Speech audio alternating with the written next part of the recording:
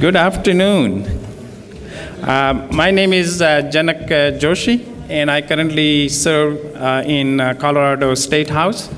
I'm serving in my second term over there. I'm also a retired physician. So even if you like me after this conference is over, you can't keep me as your doctor because I'm not practicing. Those of you who thought I brought bunch of cookies with me. There will be a big truck waiting outside after the conference, and we all can have a bunch of special Colorado-made cookies too.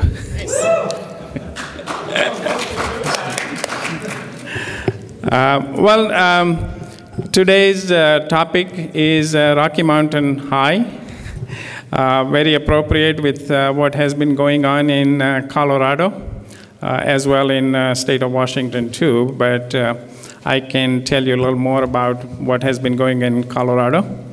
And we also have two panelists here, very distinguished, both of them.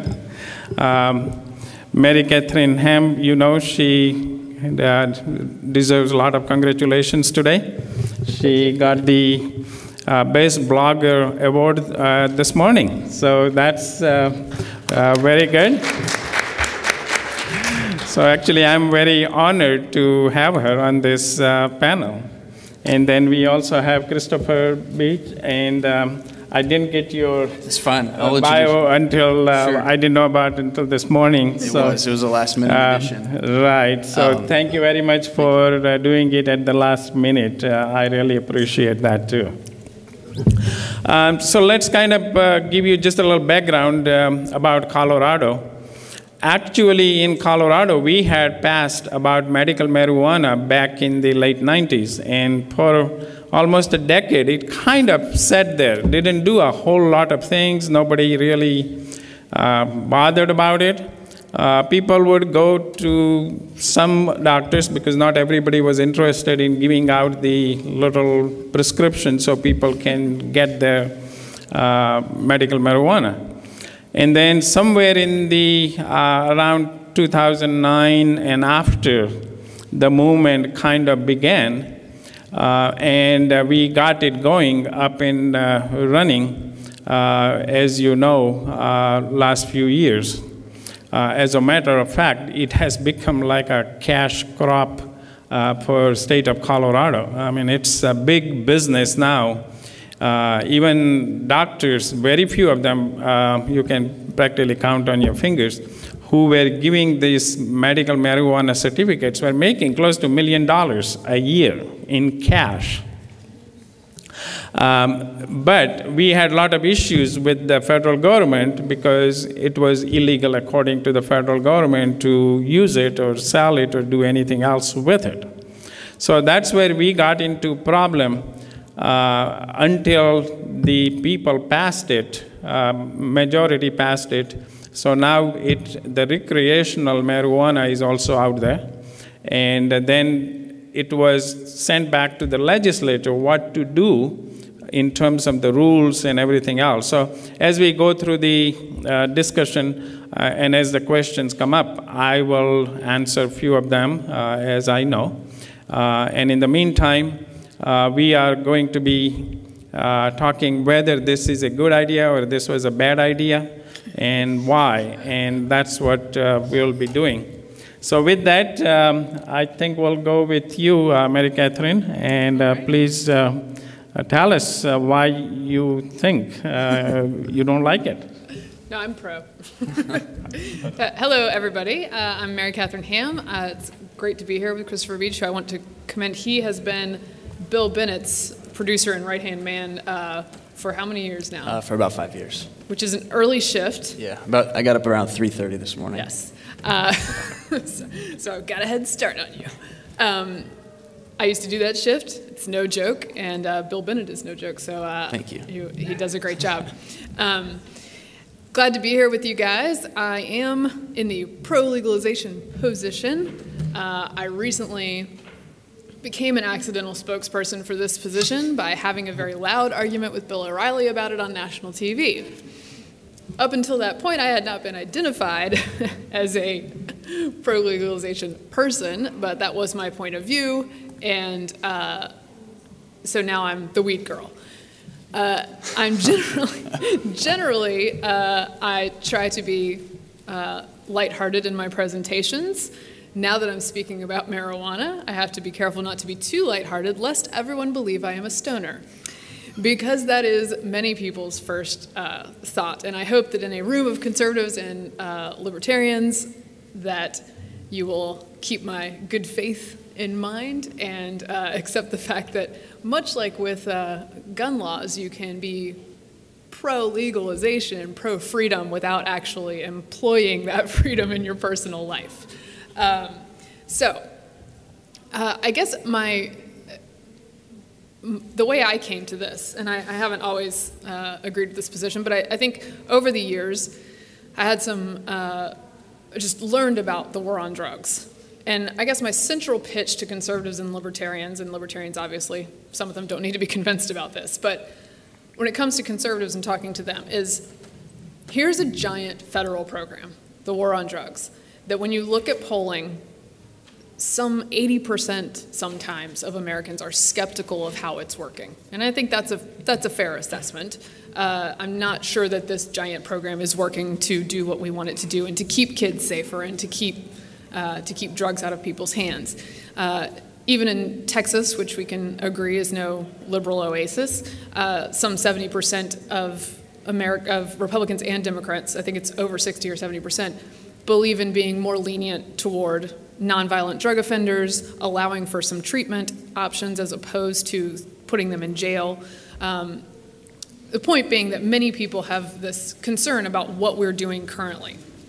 And my thought about legalizing marijuana is that it seems to be the least of the evils when it comes to drugs, and that if we believe that the states are laboratories of democracy, which we do, then having 2 states take small steps and having 20-some states take an even smaller step, which is moving to medical marijuana legalization, then Colorado and Washington obviously allowing recreational legalization, we should allow that to play out. We should accept that, study it, and look for ways to improve it. And in saying that, I always have to name check William F. Buckley, who was pro at least marijuana legalization and other drugs as well. I have a different line that I draw Milton Friedman to, and just looking at the cost-benefit analysis and saying, is it worth these billions of dollars that we put into preventing marijuana use, which I don't think actually prevents it, and then the social cost of putting 750,000 offenders per year through the criminal justice system. And no, they are not all thrown in prison, but we all know, as people who are wary of the state, that it can really mess you up without putting you in prison. And there are costs to that. And so I think seeing that and learning a little bit more about it sort of made me rethink whether that money was worth what we were doing. That was my hope.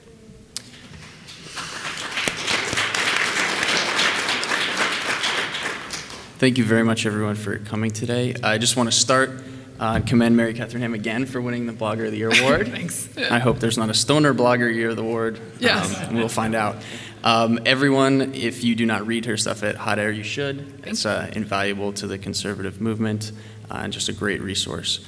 Just going to lay out a couple opening statements here, be very candid and straightforward. The reason I'm here, I should say, is my boss, William Bennett, was the first drug czar of the United States. So if you don't like him, you're not going to like me even less.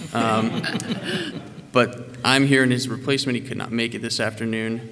And I just want to lay out a couple arguments to begin with. I do not think this experiment with legalization in Colorado and what's upcoming in Washington is going to make us a safer, smarter, or healthier society. If you look at the numbers, marijuana is the most widely used illegal drug in the United States right now. It is also the most widely abused drug in the United States right now. A lot of people don't know this, but there are more people in treatment for marijuana than any other illegal drugs combined. So I think we need to ask ourselves, why do we want to give people permission to use a drug that we know harms them and we also know just makes them dumber? I mean, look around, look at why you're here, why you're at CPAC today. Do we really need more dumb people in America right now? I think that's a question we need to ask ourselves. The world is a dangerous and competitive place, and America's falling behind right now. If you look at our economy, you look at education, America's falling behind right now. I don't think it's going to catch up by enabling a new generation of potheads, to put it bluntly. Now, some people are going to say, right away, you're being too harsh. Let's let the states try this. Let's let the laboratories of democracy, as you said, work this out and let's see what happens. I usually agree with that argument, but the problem is in Colorado, we've already begun to see the results of what's happening and what has happened. I encourage you all to look up the research, the work of a Dr. Christian Thurstone. He's one of the leading child psychiatrists in the nation, and he has a practice located in Denver, Colorado. And he deals specifically with teenagers with drug problems. And he's chronicled in detail the dramatic rise in marijuana use among teenagers in Colorado, not starting this year, but back starting in 2009 when the state started getting serious about it.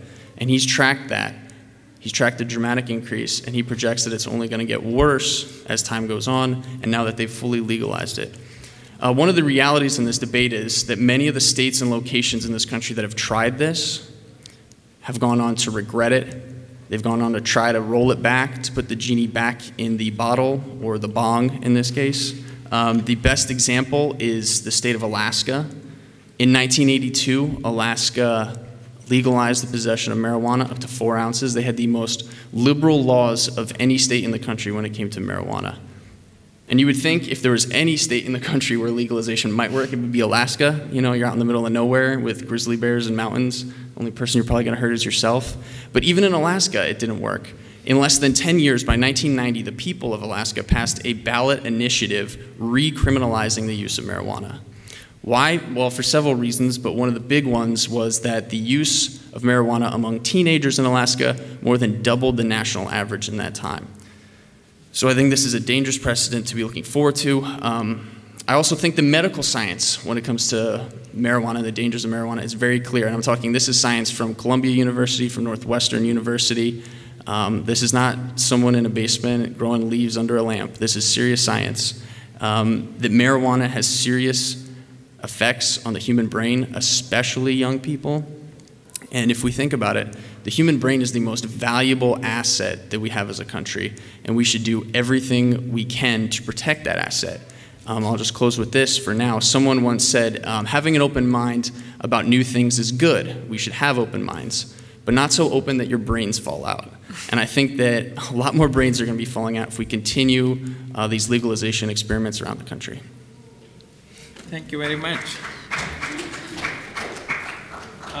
Will, I think you both have brought up several issues here, which both are kind of valid. Going with you regarding the pro, yeah, there are a lot of people are being put in the prison system when this drug is sort of called this is a crimeless victims, as some people are referring to it. But at the same time, what Chris, you brought up, the effect on the young brains from this drug. One of the problem is this is not the same drug that used to be in the 1970s. The drug has become extremely potent, particularly when the THC is added.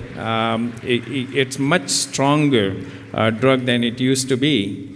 And that's really one of the problem. And once it becomes legalized, just like alcohol, and when people are driving, they're going to work after they have smoked, I mean, all these issues are there. So let's see what kind of questions we have from you.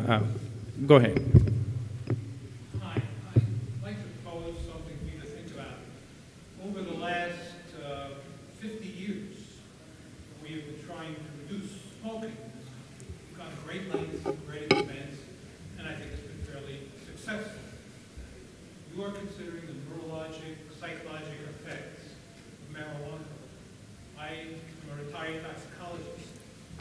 People are smoking tobacco. Cigarette smoke has over 400 toxic substances, many of which are carcinogenic. There is no reason whatever to believe that the smoke inhaled from marijuana is not going to be as toxic, not greater. What we'll end up doing is producing the same issues over the next 20 or 30 years that we will have to fight in the young folks who will continue smoking in terms of lung disease and other organ diseases that we had with cigarettes. And I'm not sure anybody has given that any real consideration. Given that perspective, let me offer a thought exercise for everyone, which is if in the next 20 or 30 years, marijuana smoking followed the same social curve as cigarette smoking has. Now, that's not to say that I necessarily endorse that, because I'm not a huge fan of the statists just taking over everything. But the statists will want to get into it, and even the liberals who are currently pro marijuana legalization will be like, whoa, we can't have this. That seems like a lot of fun and freedom that people are having, and they will jump on that just as they have in everything else. And I think in Arizona there's at least one law being considered that would take revenue from medical marijuana stuff, may not be Arizona, I apologize for not knowing the exact place, and devoting it to campaigning against marijuana. So you're seeing that sort of pattern play out. And so I would just offer that maybe taking some of the cool out of it is maybe not the worst thing in the world when it becomes legal and it's not this sexy thing anymore. Just as cigarette smoke over the last 20 or 30 years has become not this sexy thing anymore. I don't know that that's the case, that that's what would happen. I also don't know that the number of carcinogens is the same in marijuana as it is in cigarettes. But it's worth thinking about whether you can accomplish those goals through social suggestions and through media tactics and not through prohibition, which is not how we did it with cigarette smoking, but we did it. And that there are other tools available to us that don't cost billions of dollars a year that can discourage that if we want to discourage that as a people. I would also, on the one point about more people being in treatment for marijuana than any other drug, it is worth pointing out that the government, which makes it illegal, when they catch you with marijuana, then makes you go to treatment to avoid going to jail. So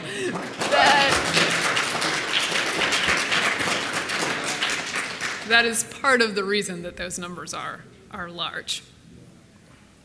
Chris? I'll just quickly respond about the cigarette. I agree with you. I think that if we were having this debate before cigarettes were legal and we knew ahead of time that cigarettes would claim more than 480,000 lives a year and that it would cost us as a society, I mean, we're talking about costs and things like that, it would cost us as a society more than $200 billion a year in social costs, I think we might have reconsidered or gone it about a different way, the path of cigarettes. Now, I do... And by the way, I wouldn't reconsider. People have the ability to make those decisions, and I think they have the ability to make those decisions about alcohol, which claims many more lives a year than marijuana does, and that they are capable of doing that. So that's my position on all three of those substances. So. Sure. Unless you want to go to another question, I'll just respond quickly. No, go ahead. Yeah. I think I'm glad you brought up the alcohol and cigarette because this is the common refrain that a lot of people have in this debate. And I think the logical argument that because two things are worse, that something not as worse means that it should be legalized is not a good argument to make. Because here's the problem. Imagine yourself, you have a bar graph. You have the societal cost of alcohol. You have the societal cost of cigarettes. You have the societal cost of marijuana, which is smaller, of course. Right. What happens when you legalize marijuana? Those other two aren't going to go down. Marijuana is only going to go up as use increases. Yeah, given that, I would also argue there's a whole other ledger of social costs that's caused by the black market and by arresting all these people and by throwing people into jail and or prison for possession. But that's a social cost as well. And also what you brought up, Mary Catherine, it is also true, even in Colorado, which I kind of sitting on the health committee when this issue came up, I kind of laughed at it because the money that we are collecting right now from medical marijuana permits, our Department of Public Health has about $13 million, and they're sitting on its cash. And they came up with a bill last year. They wanted to take $2 million of that and do medical marijuana education, right, why you should not smoke it or why you shouldn't take it. So it's very paradoxical, and we are doing the same thing now in the research and all that. Our Joint Budget Committee is going to actually have about $7 million this year that they want to allow to do some research and all that, but they don't know how to do the research with the federal laws and all that. So we have a little problem there too. Next one. Sure. Go ahead. Excellent. Tyler O'Neill with the Christian Post. My question is primarily to Chris, but then also to the other panelists. An issue that's been brought up a lot with Colorado and Washington legalization is the amount of money that the state will be able to bring in, that this could be increasing the economic standing of the state.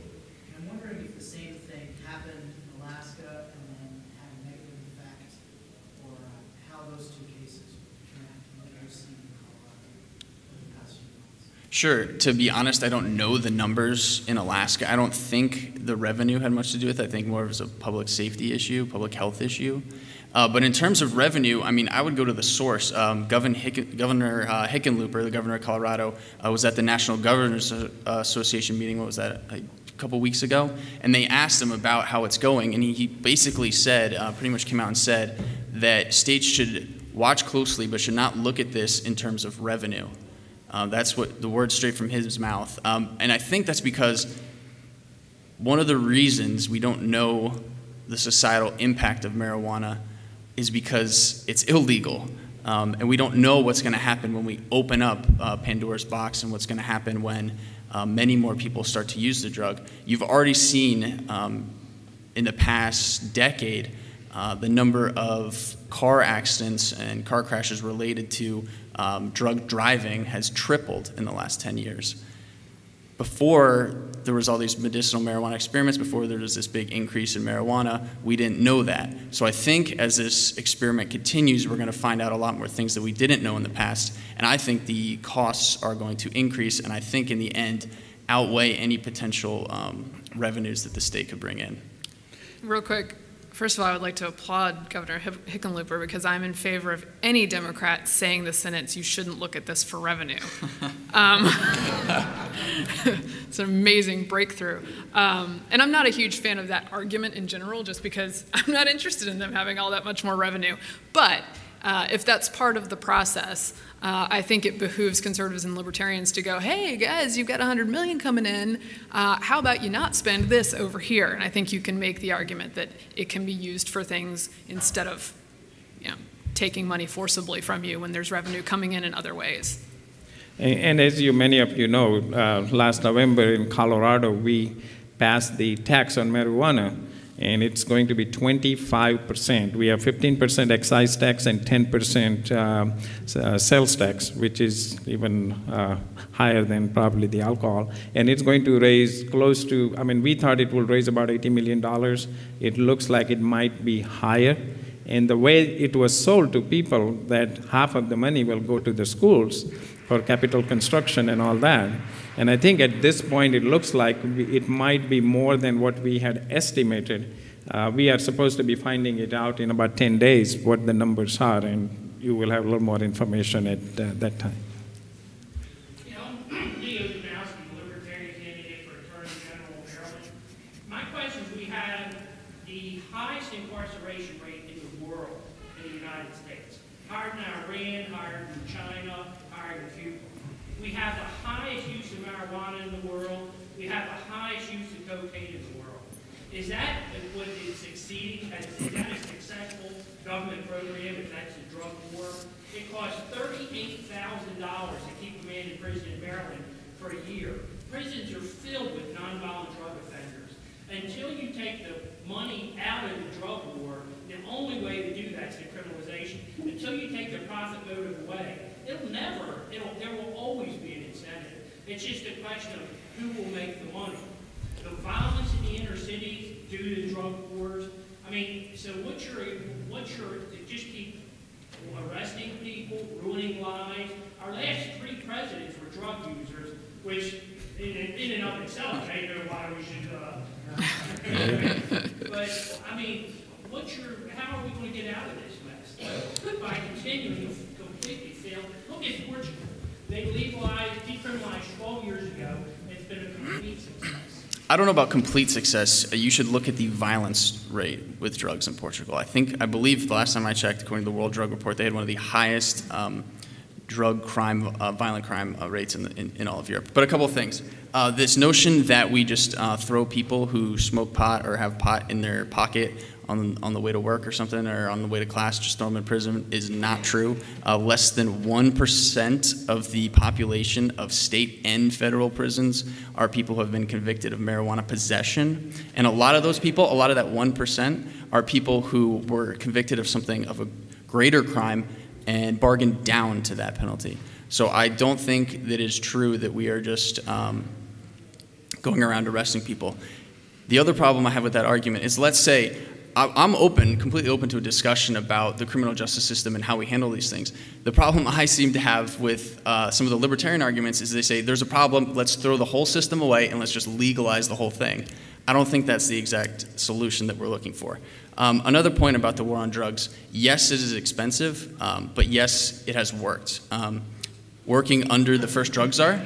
No, listen to these numbers. In 1979, 10% of 18 to 25-year-olds smoked cocaine. 10%. 1 in 10 kids smoke cocaine, 18 to 25. In 1994, that number was down to 1.2%. That is a success. Even we spent a lot of money on it, but that is a success. And if you ask the families of the victims of cocaine-related problems, they would say that's a success. Look at marijuana. In 1979, 35% of 18 to 25-year-olds used marijuana. Almost 4 in 10 kids used marijuana. 15 years later, in 1994, after we cracked down and got tough through the war on drugs, that was down to 12%. So it has worked. It has worked in the past. If you look at the number of murders related to drugs, in 1991, 6.5%. In 2011, 3.4%. So I don't think it's true to say a blanket statement the war on drugs has failed. Can I add something real quick? Oh, sure, go ahead. On the incarceration front, as I noted in my opening statements, because that's something that people argue against a lot, yes, you are not thrown in federal prison generally for marijuana possession. But we're spending $9 billion a year on 750,000 offenders. 87% of those for possession, and that seems like a bad use of money to me, just that on its face. I also grew up in Durham, North Carolina. I went to all-black inner-city public schools, about 90%.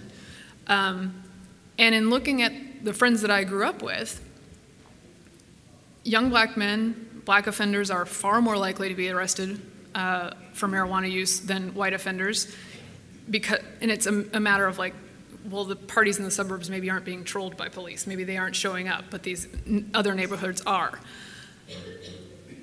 They report using marijuana at the same rates. And so that, to me, on its face is a problem. And the problem is not just the inequality of that. The problem is that the young people that I grew up with, if you are put through the ringer of the criminal justice system, even if it's just an arrest, and then you get a $1,000 fine or whatever have you, you can't pay that. It all tumbles on itself. It all builds on itself. That process, I concluded from knowing people who went through it, was far more damaging than smoking weed every now and then. And that was part of why I came to this belief. And then as far as the idea of throwing out the whole system, I think what we're doing is the exact opposite of that. We are taking in 2 states of this great nation, out of 50, a small step towards saying, hey, we're not dealing with this in a way that is effective. How can we deal with it in a different way? And yes, some of that will not turn out the way everyone likes, but it is an opportunity to do those things, to evaluate. And to your point on research, yes, in many cases, we don't have very much information because marijuana has been illegal. And this perhaps can allow us to find out information. And sometimes that information will speak to your point of view, and we can adjust accordingly. And the last point I wanted to make, because you mentioned the strength of marijuana, I think that is true. It can be a different beast now than it was before, and I think that's something we need to be cognizant of and perhaps treat as an education and public health problem instead of a criminal problem. And also, during Prohibition of alcohol, guess what disappeared? Beer. Guess what was really exciting? Moonshine and the strongest stuff you could get, because when you can not get something regularly through the regular system, you want it to pack as much punch as possible. So it's possible that in the future, maybe you can have very civilized weed tasting parties with different aromas. And, you know, I mean, I don't know. I'm not experienced enough to know. But I think that perhaps that problem will be, there's a possibility that could be mitigated with legalization. Thank you. Please go ahead. Howard Woolbridge, retired police detective, co-founder of LEAP, Law Enforcement Against Prohibition. It was my experience as a street cop that the war on drugs, drug prohibition, has been the most destructive, dysfunctional, and immoral policy since slavery and Jim Crow. And for all of you out there who don't want to waste money, that's all of us, let me read from a pamphlet from the Drug Enforcement Administration, the DEA. These are their words, not mine, of where we are after $1 trillion and 44 years of effort. Quote, drugs are readily available to America's youth. Drugs are readily available to America's youth is where we are after $1 trillion and 44 years. So the idea that the law enforcement has made any impact on the stats the gentleman gave is a misnomer. Drug use went up and down because people in my generation found out in the late 70s, early 80s that cocaine is no play toy, and they stopped using it. This has been going on and on my entire life. Drug use goes up, drug use goes down. But my question to you, sir, is the British journal Lancet states that marijuana is the 8th most dangerous drug in the world. Can you tell me? Because and my problem is in terms of police resources. Every hour we spend chasing a Willie Nelson, a Snoop Lion, and Green Plant, we have less time for pedophiles, drunk drivers, at the federal level, people flying airplanes into buildings and blowing up our marathons. So can you tell me why you want to take this dangerous drug and leave its production in the hands of criminals and cartels and retail sales in the hands of mostly children? The government tells us nearly 1 million teenagers are involved in selling drugs today and getting shot on a regular basis. One, how do you justify morally the death of dozens and dozens of kids every year selling marijuana on your altar of prohibition? And why would you leave this dangerous drug, as you point out, very dangerous drug, in the hands of criminals to make and the kids to sell? What are the advantages? Go ahead.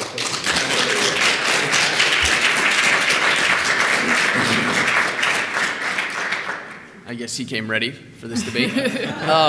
What does your shirt say, by the way? Cops say legalized pot, ask me why, chase bad guys. Oh, okay.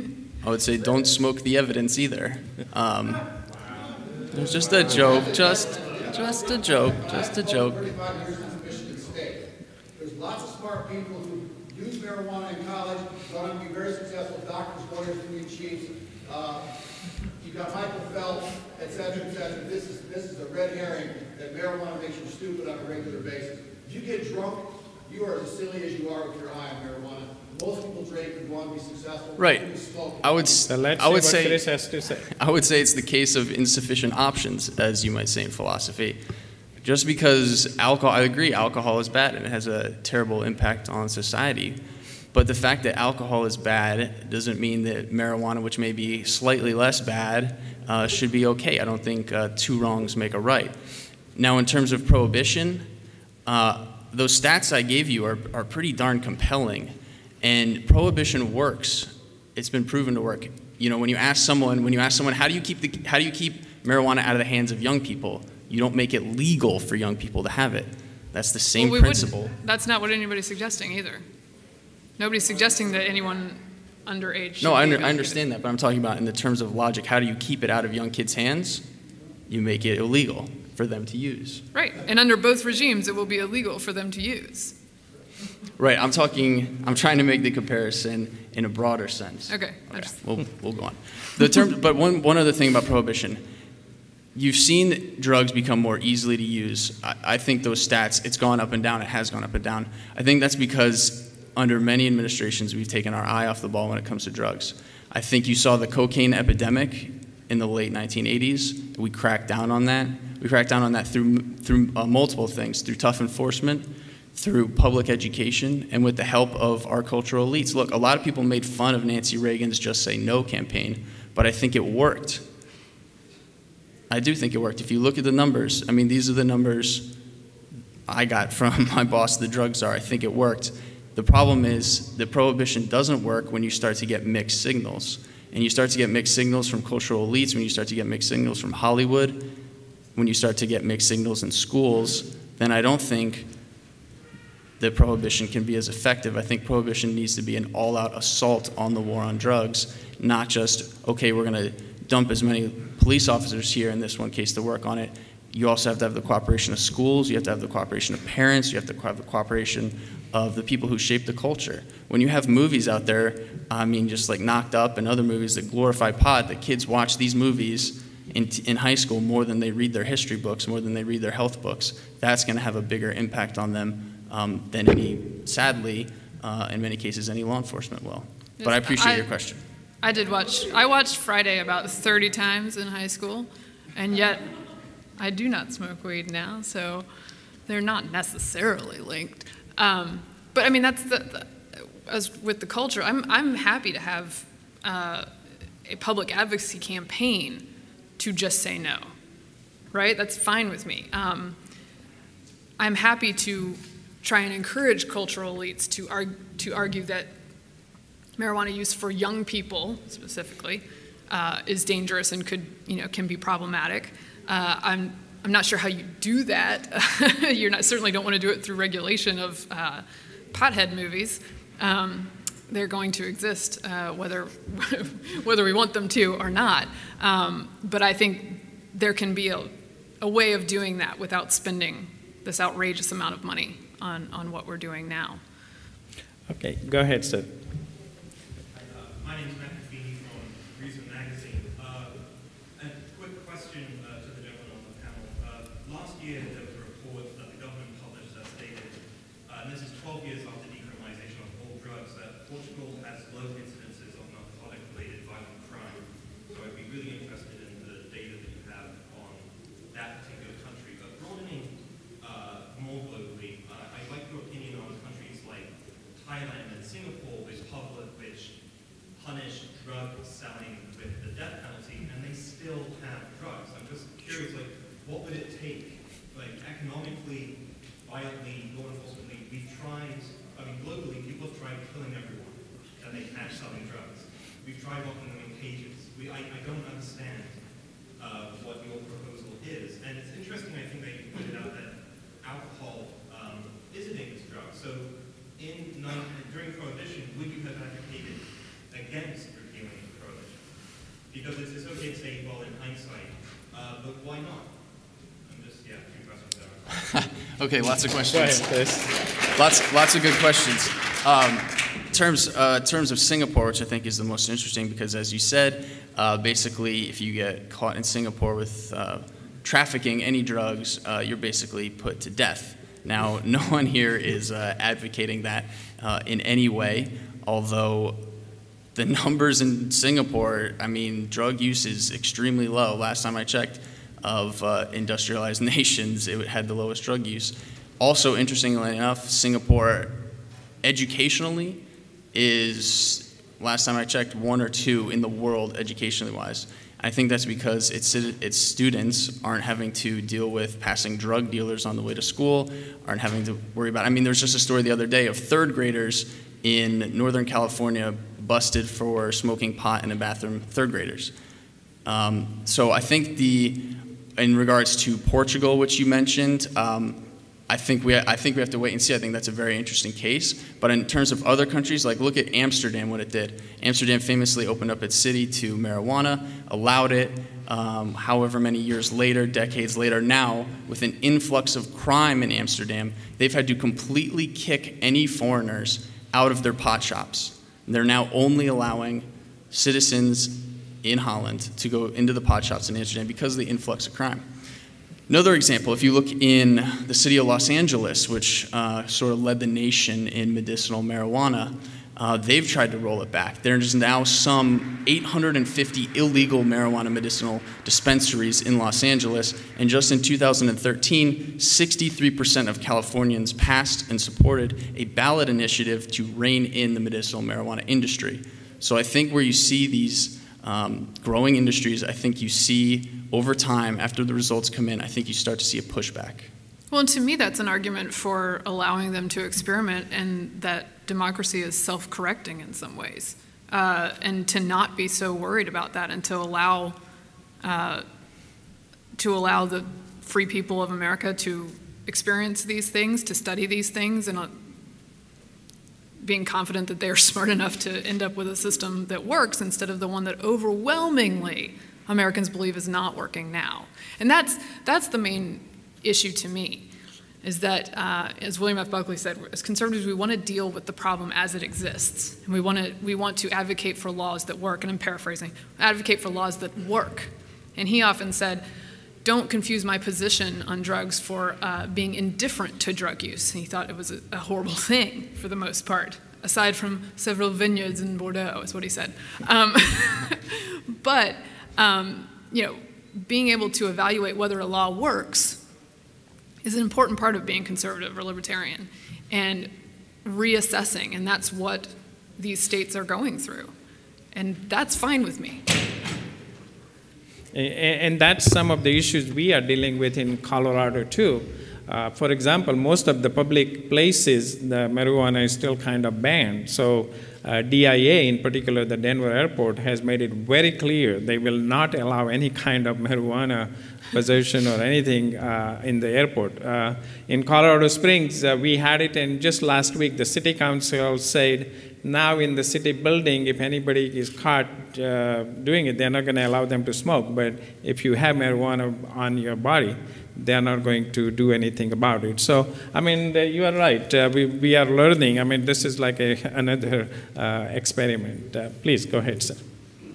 I have two questions for the gentleman on the panel. All the questions are for me. You had too early. Mary had too early. You're very popular. You talk a lot about societal costs. What are the societal costs of removing choice, that's nonviolent, doesn't take away somebody else's choice? What are the societal costs of that? And second, to me it seems as though the DEA spends a lot of time and effort trying to justify its existence. Is that an unfair characterization?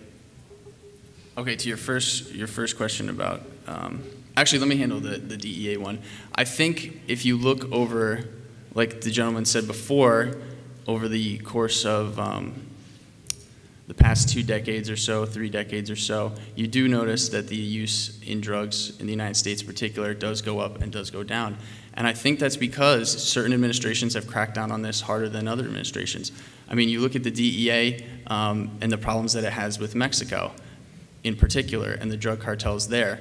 I mean, after 9/11, the George Bush administration basically sealed off the border. I mean, the border was shut down.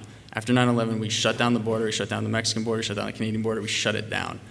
Now, that's not the case, as you noticed, but it did make, through the cooperation of the DEA, they did recently arrest Chupo Guzman, the world's largest drug trader in the world. So I think that is a big success to start. I think that's an enormous success. I know that people will come along to fill his place, but I think that sends a message to these cartels who are extremely violent. I do not think for a moment that we should lighten up on these cartels. I mean, these are cartels that sew kids' faces to soccer balls and then send them to neighboring villages. I do not think these people are deserving of our compassion. Well, but you're not lightening up on them necessarily by depriving them of a large part of their revenue.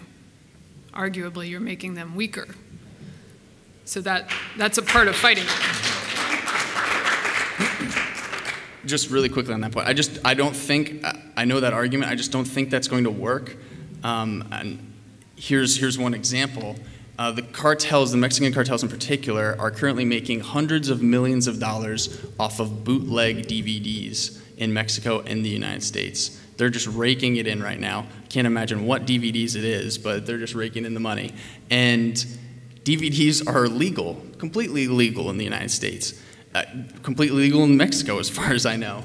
And so the cartels will always find a way to find a price point below the market point. They will always find a way to beat the supply. Just continue on the first question about the societal costs of removing nonviolent choices, please. Okay, just a brief word about that. I mean, as a conservative, I think that the first role of the government is to protect its citizens. The government is stupid. And I think in many cases, that means protecting citizens from themselves in some cases. In some cases. Okay.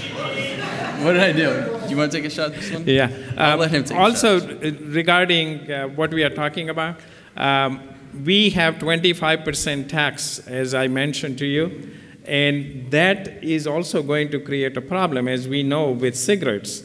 There is going to be still an underground market because people don't want to pay such a high cost because of the high taxes. So this is another libertarian argument at some point we might get into.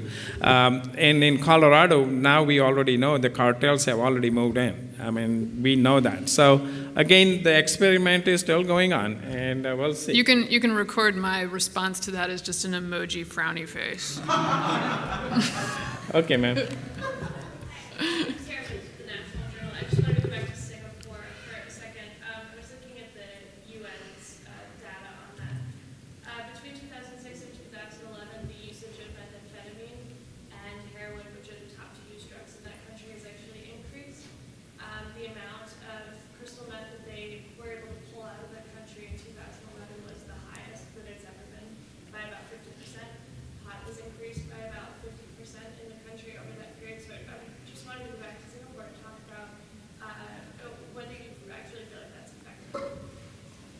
Sure. I mean, I'll be honest, I don't have the numbers in front of me on Singapore right now, but I'd be curious to know where it compares.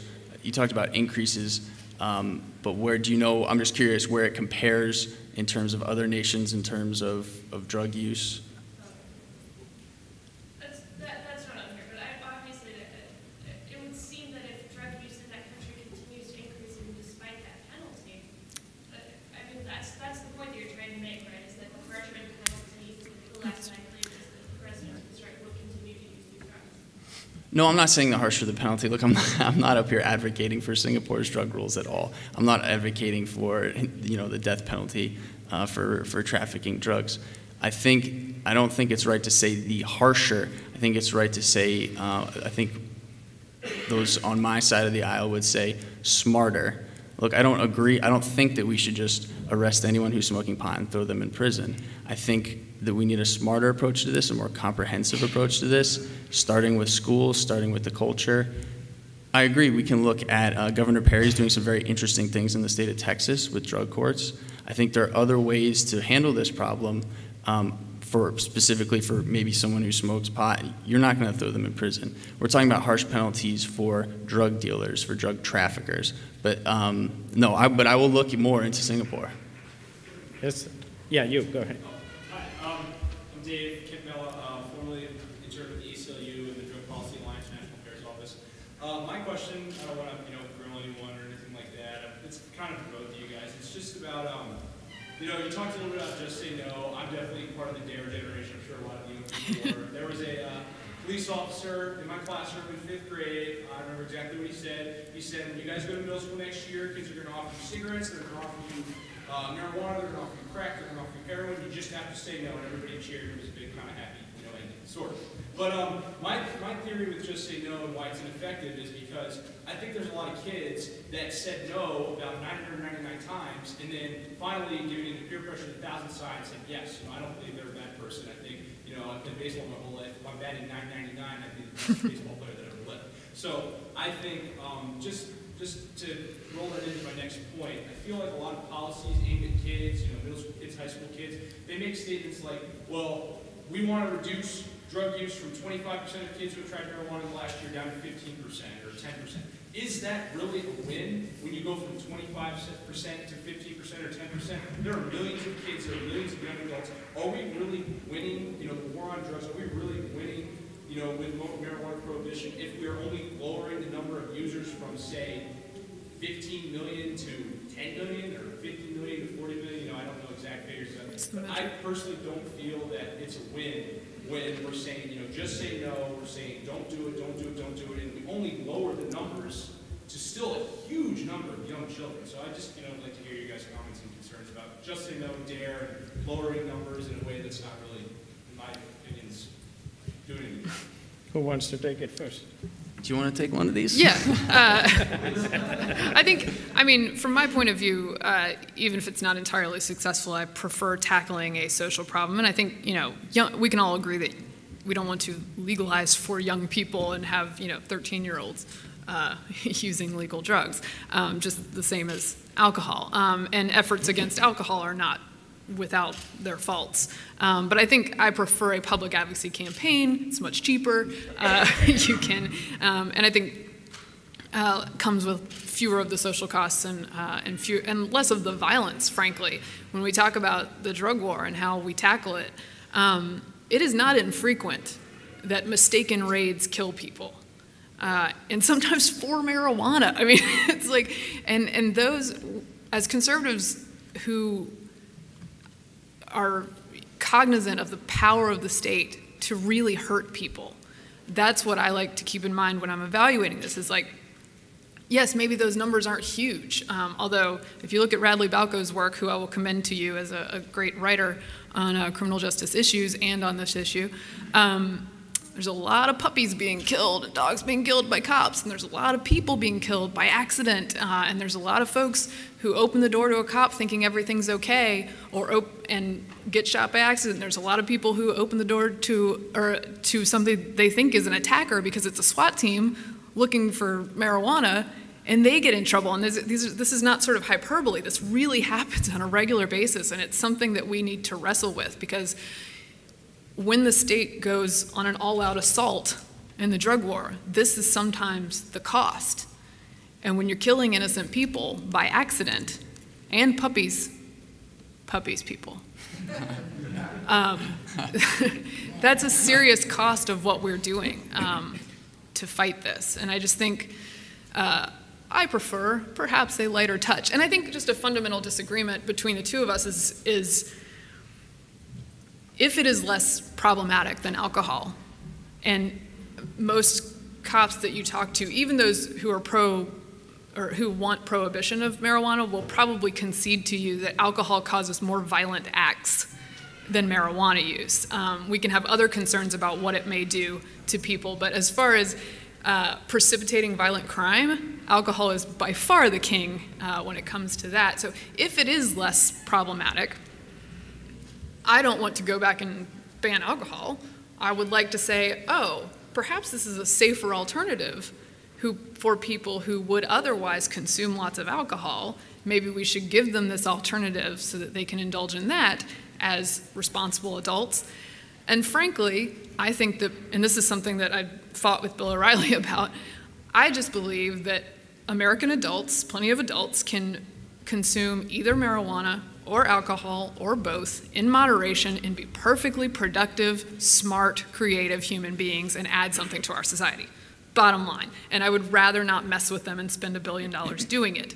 And when we talk about whether it's addictive and how much damage it does to people, let's keep in mind that when it has been studied, and this is the government which thinks it should be legal has conceded this, when it has been studied that the withdrawal symptoms are similar to nicotine.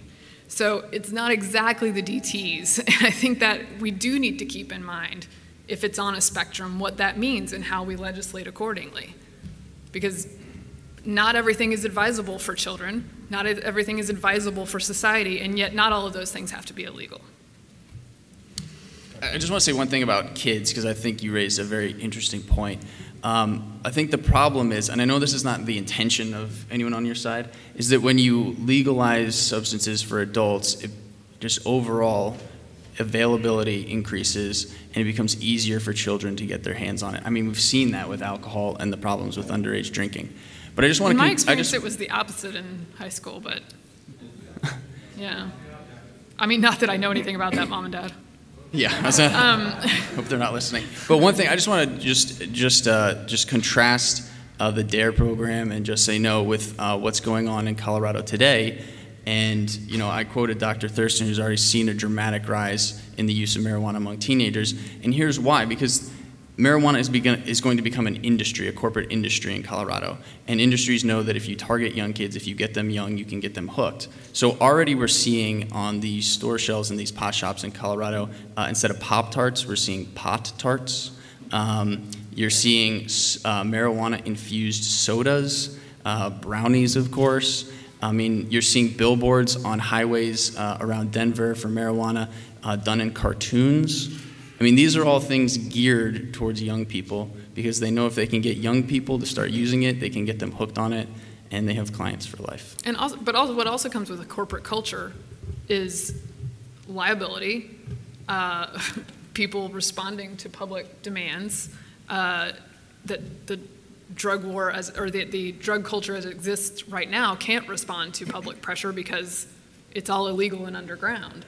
So you can fight back about that, and I refer back to my comments about what if it took the same social curve as cigarette smoking, where those problems were identified, attacked, and people were made pariahs for doing that. And I think that is something that can be done while we're wrestling with these issues. But let me give you a little different twist. I grew up in a culture in India where we don't have a lot of these kind of laws. The only one which we had for years and years and years was just the alcohol. Which was illegal, and it was still available and all that. And actually, even today, this home state where I was born is the only state in India which is still dry today on paper.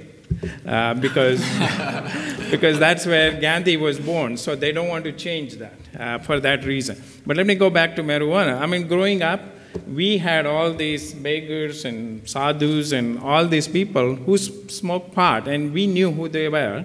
I remember going to my village, there were plants were growing on the side, and we didn't even care. But the only reason was, it was the family value. We were always told, that's the bad thing to do. Don't do it. And as your parents don't do it, or anybody in your family doesn't do it, children don't do it. Now, yes, some probably will do it, but majority will not do it. And so I think just saying no doesn't work. You have to teach by example, as we always say. And I think that's very, very important. So the educational part will become extremely important, just like we are doing with the alcohol. Yes, sir, go ahead. So it's been mentioned already that, you know, hundreds of thousands of people are killed by cigarettes every year, something like 50,000 by alcohol. Now, I believe that we all can agree, and I did even one of your original points, sir, that we're never going to make cigarettes and alcohol illegal again. The cat's out of the bag, so to speak. So with that being known, knowing that those things kill as many people as they do and marijuana kills nobody, isn't making marijuana illegal driving people towards these more deadly, more dangerous drugs, as opposed to a safer alternative, which has been shown to never kill anybody, at least to my knowledge, in recorded history? Go ahead. Chris, you want to start? I'll take this one. Yes. That one was for you. Yeah, that one was for me. Yeah. Put you on the spot. Yeah. Look, while it's true that marijuana hasn't killed anyone by overdose, like these other drugs that we're talking about, I do think there have been plenty of drug-related traffic accidents. I think the numbers are pretty clear on that. Just in the past decade, the number of traffic-related accidents related to marijuana has tripled.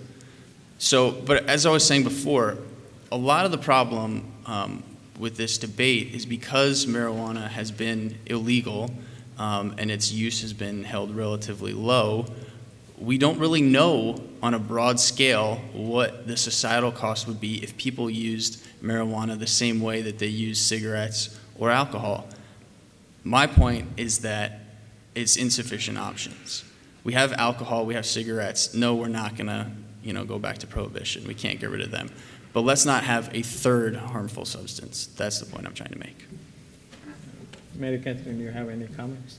Oh, just what I had already said, that I'm in agreement with the questioner, that you're actually giving someone an option to do something that's less dangerous. And that when you're restricting people's personal freedom to consume what they want to consume, it is important for us to evaluate how dangerous a substance is, whether it's necessary to protect people from themselves, which is not something I'm fond of doing a lot. And I think that given that it's less harmful than alcohol, and we've conceded that it becomes very problematic to argue that we need to protect people from themselves in this particular area. Let me get somebody else. Go ahead, sir. Mary Catherine. Yes, sir. It appears that we've hit a tipping point already on this, Mm-hmm. and I think the debate on it is relatively academic. You see the 2 states that have passed the law as kind of an experiment, Yes. and I think that's a valid assessment. What are your thoughts about putting the toothpaste back in the tube, or unintended consequences if that experiment needs to be modified? Can you comment? Yeah, I mean, I think I concede whenever I have this discussion that there will be bad things that happen, but let's not ignore the bad things that happen currently when we're weighing that and we're making a cost-benefit analysis. And there are casualties in fighting the drug war. There are innocent people whose lives are ruined in fighting the drug war. And my hope is that the unintended consequences of legalization would be balanced by not ruining some people's lives. And there is a moral value in allowing people to make a choice for themselves. For me, as a conservative, that is something that you weigh seriously, and you're hesitant to want to take that freedom away from people. But, you know, in Washington and Colorado, for instance, and this is something that could end up being dangerous, and we'll see what happens, they are figuring out, well, how do you test reliably for what's in someone's system when they're driving? And I think this is just one of those things that I don't have the answer to, and it's something that we have to figure out, because obviously it does stay in your system for longer than, say, alcohol would, and you don't want to ruin someone's life when they weren't driving under the influence, and you don't want to endanger people's lives when people are. But that is part of what our system is built to deal with, and I feel good about letting it deal with that instead of maintaining a situation that, to me, does not work. And you have, you know, huge numbers of high school students reporting that marijuana is easy to get. I mean, it is. It's not something that we're keeping out of their hands now. It would be illegal under both paradigms, and I just think that the overall social cost of letting these 2 states experiment and figuring out as we go is going to be good for us. And you will see that even in Colorado in the last 2 years, we have been making some little tweaks here and there. Like just a couple of weeks ago, we passed a bill to increase the age when marijuana could be sold to 21 now. We also have a lot of parents who wants to now come to Colorado and get their younger children, particularly seizure disorder and things like that, give them the medication. There are no scientific papers out there. And as I mentioned, the $7 million that the Joint Budget Committee is looking at right now, that is going to be one of the research that if it really works in little children and whether it's useful or not. So we will be seeing some more of this information coming out. Yes, sir. I just want to direct a question to Mary Catherine because I think Chris has been picked on too much. You know, I think everybody would acknowledge that marijuana legalization would recognize savings in our criminal justice system, at least, you know, modestly. But I think everybody would also have to acknowledge that we would have increases in our public health system. And is there any evidence that that is a fair trade-off? That we're going to spend less on criminal justice, right? But that the public health costs aren't going to overwhelm that? Well, I think if you look at polling, the American people certainly think that treating drug use as a public health problem as opposed to necessarily a criminal throw you in jail problem is something they would like to do. Like I referenced a Texas Public Policy Foundation poll, and I use Texas just because it's obviously recognized as a conservative state, where 60+% of Democrats and Republicans said, yes, I would like us to be more lenient on drug offenders, nonviolent drug offenders, and to put them into some sort of public health system. You referenced the drug courts, which I think is something we can agree on, is an innovation that you can look at and experiment with and see how that could possibly better work for folks. So I think that is, even if it came out even, to me that would be a better moral situation and frankly, a better economic situation, because the people who go through a public health system are more likely to come out productive citizens than somebody who goes through the criminal justice system, maybe goes to jail, and is in a situation where re-entering society is very, very tough. And perhaps they didn't go in a hardened criminal, but perhaps they come out more of one. And I think that worries me a lot, because you're taking a lot of, if you look at the demographics of the arrests and people who have to go through the system, you're taking a lot of young men of color, you're taking a lot of socioeconomic disadvantaged populations, and you're putting them through a system where, like I said, maybe the weed wasn't damaging them very much at all, but this system will end up having a serious impact on their lives. And I want as many of those people, even if they smoked weed a couple times in high school or even possessed medium-sized amounts of it, I would like them to eventually be productive citizens, and I believe they can be, and that the public health system would be better for dealing with that than the criminal justice system. And also, I think what you are bringing up also brings out particularly the health issues too. Because right now, there are no standards on how we are selling marijuana in Colorado. So you could get all kinds of different things. The other issue is also the THC, which is also now being used. You can detect it, actually. There are no specific tests. So when you get somebody with DUID, how do you know? And again, the issue of what is the standard when you say they are under influence? And that has been debated in our legislature for the last 2 years, that what label you pick. And we want to pick 5 nanogram, and people say, yeah, but how do you know that works? Because nobody is going to do a research, because there is no money in it, so there are no drug companies who are doing the research on all this thing. So unless the federal government issues some money, grant money to do the research, we may never know about it. Yes, sir, go ahead.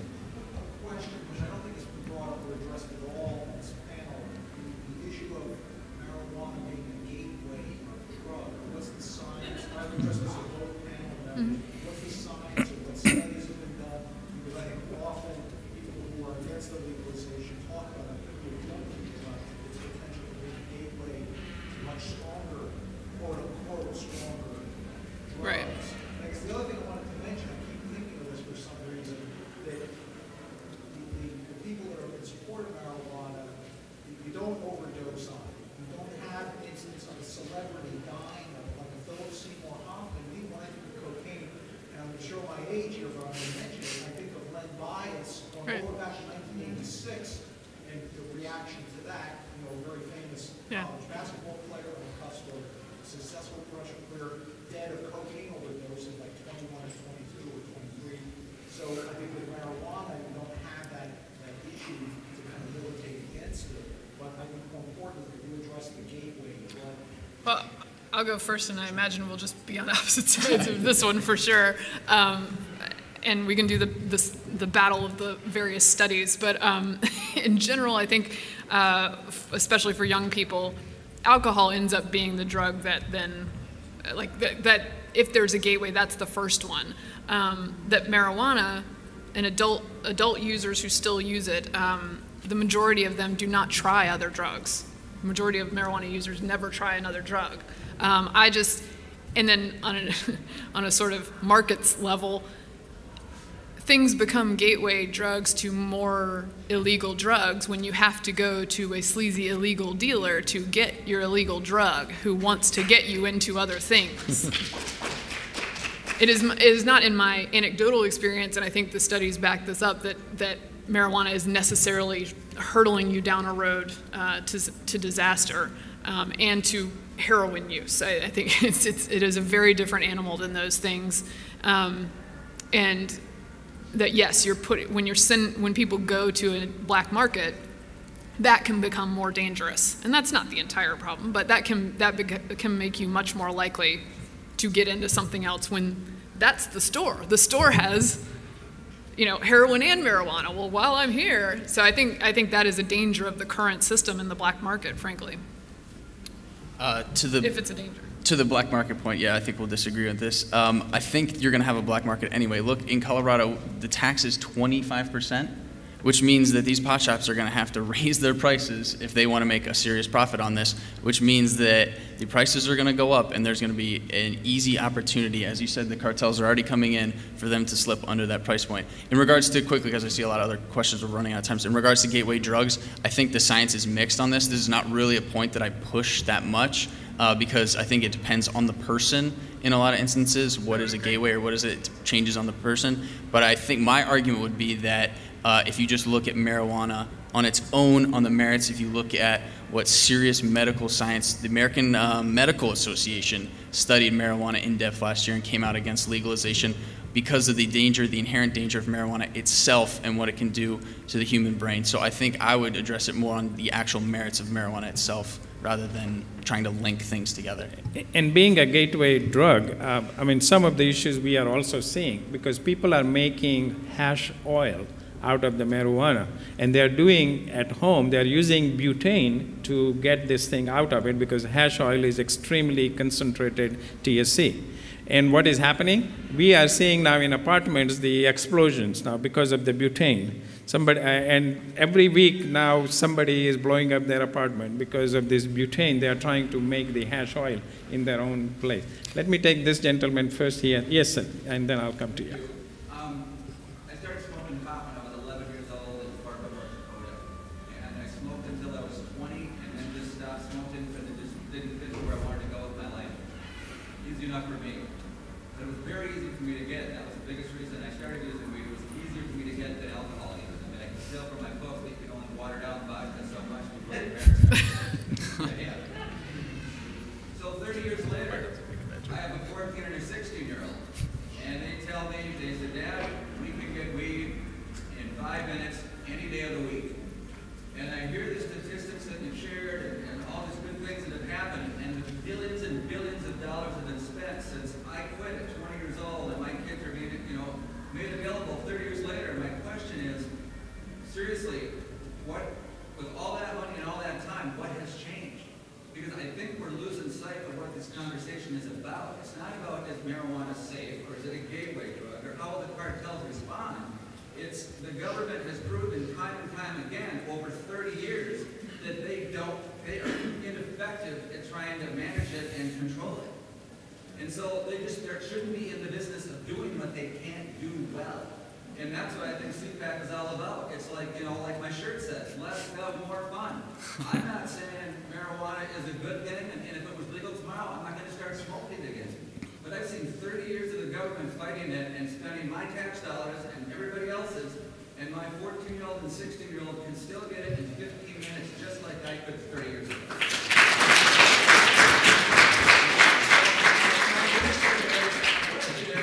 What am I missing? What is the government doing now that is really, that we should all be saying, yeah, it's a good job, let's stay with it and, keep fighting. All right, I'll take that one. This is just getting more fun. We were worried that this panel wasn't going to go long enough. I know. When we walked in here, we were like, I don't think we're going to have enough questions. I think we're going to be here till dinner time. Look, that's a good question. Part of the difficult argument as a conservative is, look, I don't think the government handles a lot of things well, and I agree with you on that. But I do think in terms of national defense, talking about the Navy SEALs, in terms of the DEA, I think these are programs that the government can actually do well in some cases.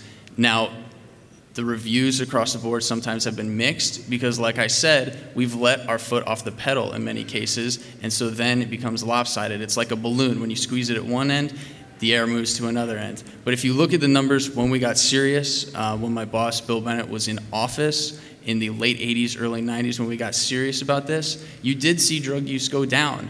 Now, that has a cost. Yes, it does.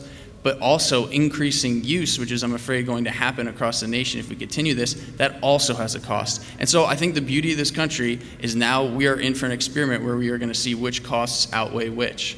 And I hope the evidence comes in, and I hope we judge it fairly. Okay, so go ahead. You said we're banning marijuana because of social causes. Well, obesity is a big issue. Should we ban fatty foods, sugary foods?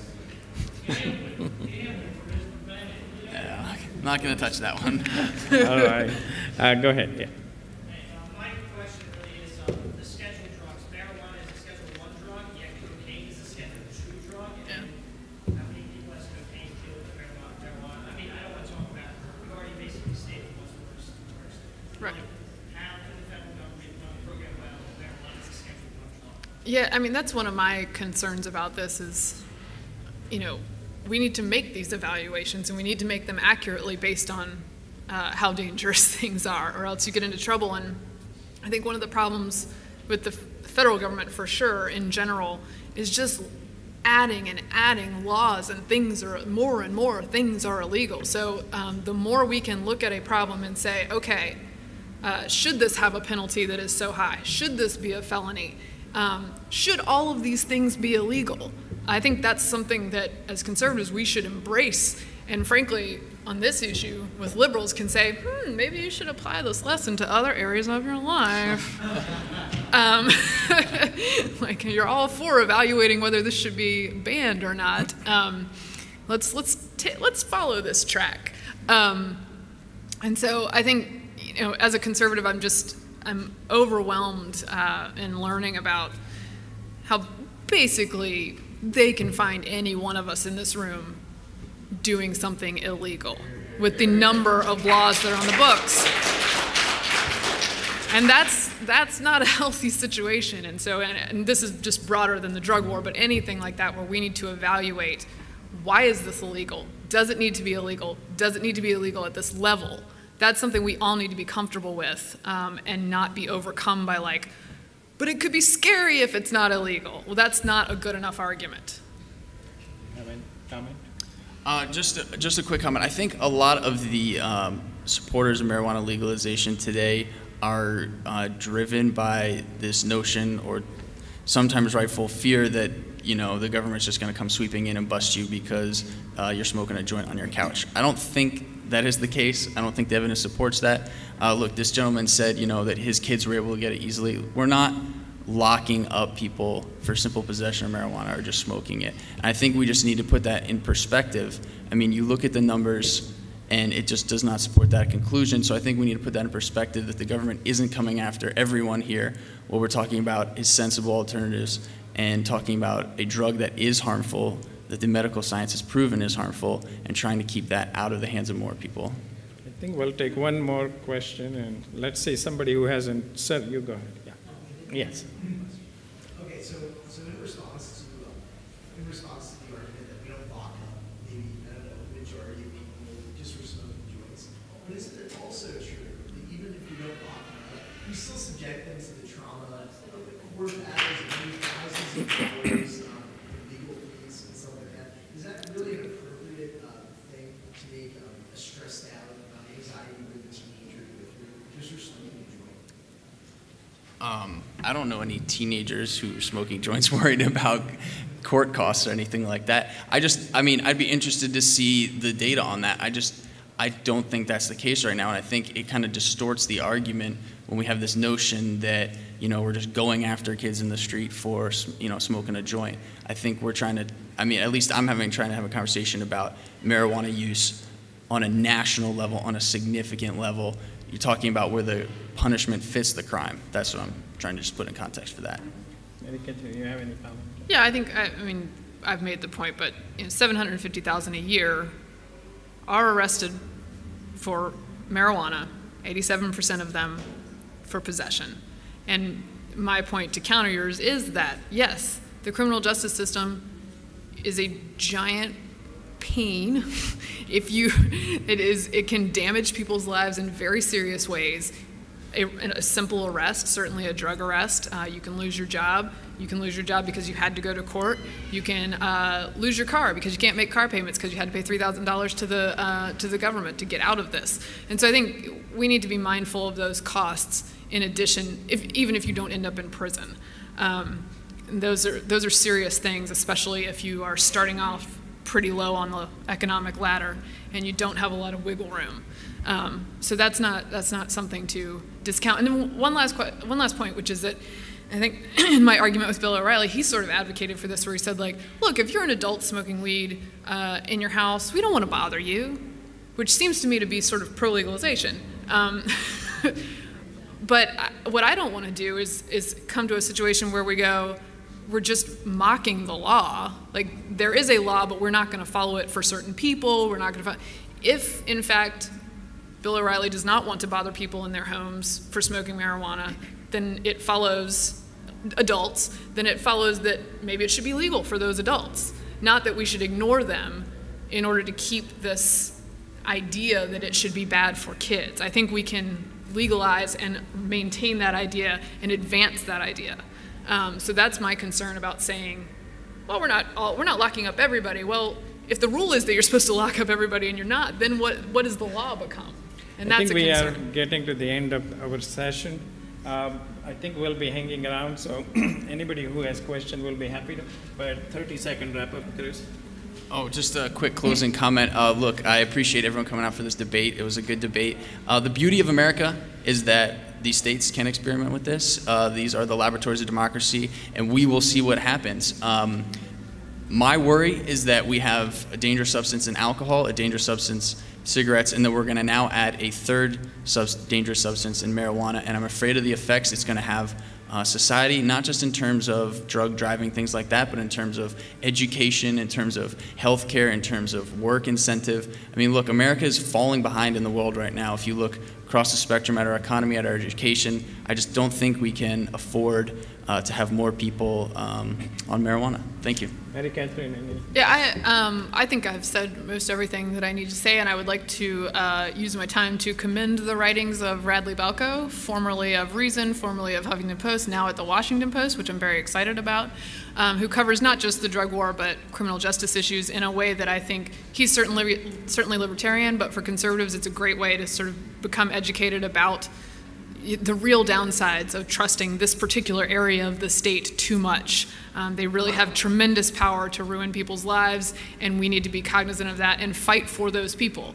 And I would also commend Reason Magazine and all the great work that they do on this issue. Even if you're not pro-legalization, they just do interesting, great work on it. And my friend Mike Riggs, who used to work at Reason, now works at Atlantic Cities. He's just an entertaining writer, sometimes covers drug stuff, maybe not as much anymore. So enjoy those guys. Well, and me at hotair.com.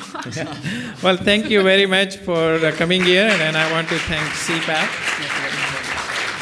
And we'll be hanging around a little bit longer, so feel free to come and talk to us. Hey, thank you very much.